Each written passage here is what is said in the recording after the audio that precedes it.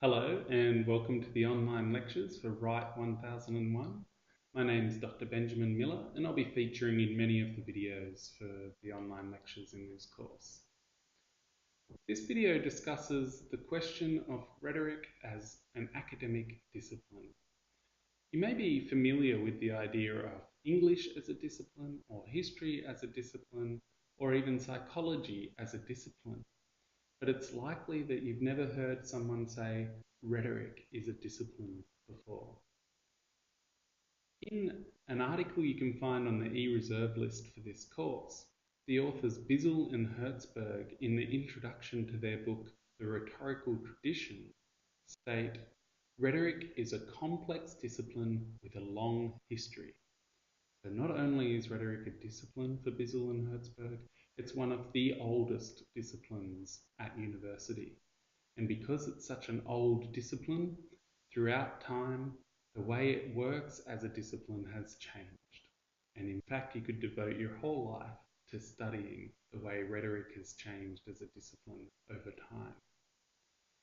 To be a distinct discipline, an area of study needs a unique way to discover information and discuss information. So as you're working through the readings for WRIT1001 and the lectures and the course activities, you might think to yourself, what is it that is unique about how scholars discover information and discuss information in this field of study? If you search rhetoric and discipline in Google, one of the first hits is an old journal article by Gorrell called Rhetoric Doc, Rhetoric as an Academic Discipline, published in the Journal of College Composition and Communication in 1975. It's an old article, but a good one, because it discusses some of the unique features of rhetoric as a discipline. If you were to make a list of some of those unique features, you might come up with the following. Rhetoric scholars have unique debates. They discuss, for example, the role of language in creating knowledge, or whether language is a reflection of reality, or whether reality is constituted by language. Big ideas. Rhetoric scholars also have a familiar set of texts, philosophers, and philosophies that they refer to. These include ancient philosophers such as Plato, Aristotle, Quintilian, and Cicero, and more modern scholars such as Wayne Booth, Richard Weaver, Kenneth Burke, Andrea Lunsford, and Sharon Crowley. These authors and their ideas are common points of reference for people in the discipline of rhetoric. Rhetoric scholars also like to put their ideas into practice. So when you're reading journal articles in the field of rhetoric, you will often find teaching reflections, ideas for new lesson activities or lesson plans, or reflections on actual arguments taking place in the real world.